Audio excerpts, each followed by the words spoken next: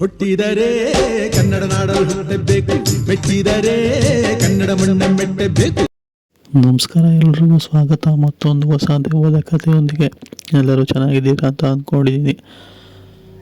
ಈ ಒಂದು ಕಥೆ ಆ್ಯಕ್ಚುಲಿ ನಡೆದಿರೋದು ಬಂದ್ಬಿಟ್ಟು ಭಟ್ಕಳದ ಅರಸೀಪುರ. ಈ ಒಂದು ಊರಲ್ಲಿ ಆಗಿರುವಂತಹ ಒಂದು ಸತ್ಯ ಘಟನೆ. ಈ ಒಂದು ಘಟನೆನ ನಮಗೆ ತಿಳಿಸ್ಕೊಟ್ಟಿರೋ ಹೆಸರು ಬಂದ್ಬಿಟ್ಟು ಅರವಿಂದ್ ಅಂತ ಹೇಳಿ, ಮೂಲತಃ ಭಟ್ಕಳದವರೇನೆ. ಸೊ ಇವರ ಒಂದು ಫ್ಯಾಮಿಲಿ ಜೊತೆ ಆದಂತಹ ಒಂದು ಘಟನೆನೇ ಅವ್ರು ನಮಗೆ ತಿಳಿಸ್ಕೊಟ್ಟಿರೋವಂಥದ್ದು. ಸೊ ಅವ್ರು ನಮಗೆ ಯಾವ ಥರ ತಿಳಿಸ್ಕೊಟ್ಟಿದ್ದಾರೋ ನಾನು ಕೂಡ ನಿಮಗೆ ಅದೇ ರೀತಿ ತಿಳಿಸ್ತಾ ಹೋಗ್ತೀನಿ. ವಿಡಿಯೋನ ಪೂರ್ತಿಯಾಗಿ ನೋಡಿ. ಅರವಿಂದ್ ಅವರು ಹೇಳಿರೋ ಪ್ರಕಾರ ಅವರು ಕೂಡ ಅದೇ ಭಟ್ಕಳದ ಅರಸೀಪುರದವರೇ.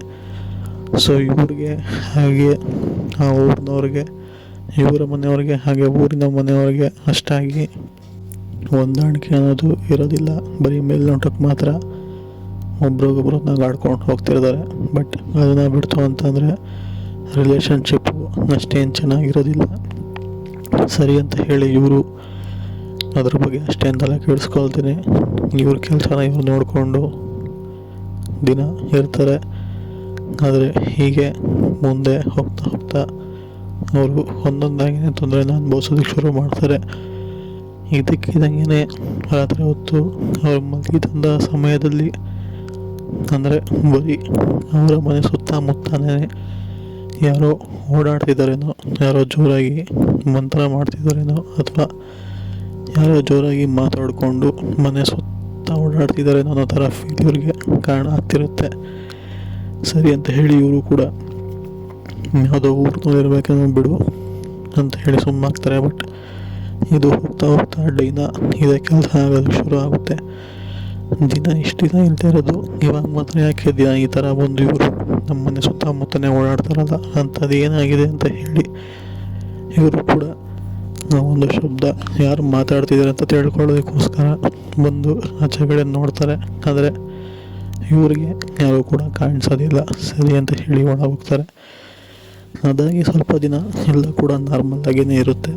ಬಟ್ ಇದಾದಮೇಲೆ ಇದ್ದಕ್ಕಿದ್ದಂಗೆ ಅವ್ರ ಮನೆ ಮುಂದೆ ಆ ಊರಿನ ಜನಗಳೆಲ್ಲ ಬಂದ್ಬಿಟ್ಟು, ನೀವು ಈ ಮನೆಯಲ್ಲಿ ಇರಬೇಡಿ, ಆದಷ್ಟು ಈ ಒಂದು ಮನೆನ ಬಿಟ್ಟು ಈ ಊರನ್ನ ಬಿಟ್ಬಿಟ್ಟು ಹೋಗಿ ಅಂತ ಹೇಳಿ ತಿಳಿಸ್ಕೊಡ್ತಾರೆ ಊರಿನ ಜನಗಳೆಲ್ಲ.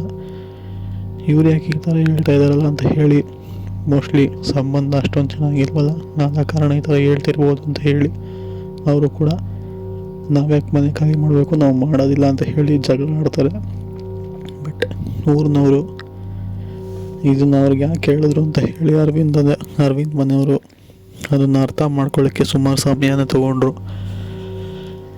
ಸೊ ಈಗ ಅರವಿಂದ್ ಅವರ ಮನೆಯಲ್ಲಿ ಇದ್ದಂಥದ್ದು ಅವರ ತಂದೆ, ಅವರ ತಾಯಿ, ಹಾಗೆ ಅವರ ತಂದೆಯವರ ತಾಯಿ, ಮತ್ತು ಮತ್ತೊಬ್ಬರು ಅರವಿಂದನ ತಮ್ಮ. ಸೊ ಇಷ್ಟು ಜನ ಇದ್ದಂಥದ್ದು. ಇದ್ದಕ್ಕಿದ್ದಂಗೆ ಅರವಿಂದನ ತಮ್ಮ. ಸೊ ಇವರು ವಿಚಿತ್ರವಾಗಿ ಮನೆಯವ್ರಿಗೆಲ್ಲನೂ ಕೂಡ ಕೆಟ್ಟದಾಗಿ ಬೈಯೋಕ್ಕೆ ಶುರು ಮಾಡ್ಕೊತಾರೆ. ಅಂದರೆ ಇಷ್ಟು ದಿನ ಇವ್ರು ಹೆಂಗಿದ್ರು ಅಂತ ಅಂದರೆ, ಸ್ವಲ್ಪ ಇವ್ರ ಬಾಯಲ್ಲಿ ಇವರು ಇನ್ನೊಬ್ರಿಗೆ ಬೈದಿರೋದನ್ನ ಇಷ್ಟು ದಿನ ಮನೆಯವರು ಯಾರೂ ಕೂಡ ನೋಡಿರೋದಿಲ್ಲ. ಅಂದರೆ ಎಷ್ಟು ಬೇಕೋ ಅಷ್ಟೇ ಮಾತಾಡ್ತಿದ್ದಂಥದ್ದು ಜಾಸ್ತಿ. ಬೈಯೋದು ಬಿಡಿ, ಮಾತಾಡೋಕ್ಕೂ ಕೂಡ ಹೋಗ್ತಿರ್ಲಿಲ್ಲ. ಸೊ ಇದನ್ನೆಲ್ಲ ಗಮನದಲ್ಲಿ ಇಟ್ಕೊಂಡಂಥ ಅವರು ಇದಕ್ಕಿದಂಗೆ ಯಾಕೆ ಈ ಥರ ಆಡ್ತಾ ಇದ್ದಾರೆ ಅಂತ ಹೇಳಿ ಅವರು ಕೂಡ ಒಂದು ಸ್ವಲ್ಪ ವಿಚಿತ್ರ ಅಂದ್ಕೊಂಡು ಹಾಗೆ ಮುಂದುವರಿತಾನೆ ಇರ್ತಾರೆ. ಬಟ್ ಒಂದಿನ ಮಾತ್ರ ಅವರ ಮನೆ ಮುಂದೆ ಇದಕ್ಕಿದಂಗಿನ ಗಿಡಗಳಿಗೆಲ್ಲ ಬೆಂಕಿ ಹತ್ಕೊಂಡು ಆ ಒಂದು ಗಿಡಗಳೆಲ್ಲ ಸುಟ್ಟೋಗುತ್ತೆ. ಇದ್ದಕ್ಕಿದಂಗೆ ಬೆಂಕಿ ಹತ್ಕೊಂಡು ಹಿಂಗೆ ಸುಟ್ಟೋಗೋಕ್ಕೆ ಸಾಧ್ಯ, ಇಲ್ಲಿ ಯಾರೂ ಕೂಡ ಓಡಾಡೋದಲ್ಲ ಅಂತ ಹೇಳಿ ಇವ್ರಿಗೂ ಕೂಡ ಇನ್ನೂ ಯಾವಾಗಲೂ ಕೂಡ ರಿಯಲೈಸ್ ಆಗಿರೋದಿಲ್ಲ ಇಲ್ಲಿ ಏನಾಗ್ತಿದೆ ಅಂತ ಹೇಳಿ. ಇದಾಗಿ ಸ್ವಲ್ಪ ದಿನಗಳಾದಮೇಲೆ ಮನೆಯಲ್ಲಿ ಅಶಾಂತಿ, ನೆಮ್ಮದಿ, ಒಬ್ರಿಗೊಬ್ರು ಕಿತ್ತಾಟ ಇದು ಜಾಸ್ತಿನೇ ಆಗುತ್ತೆ.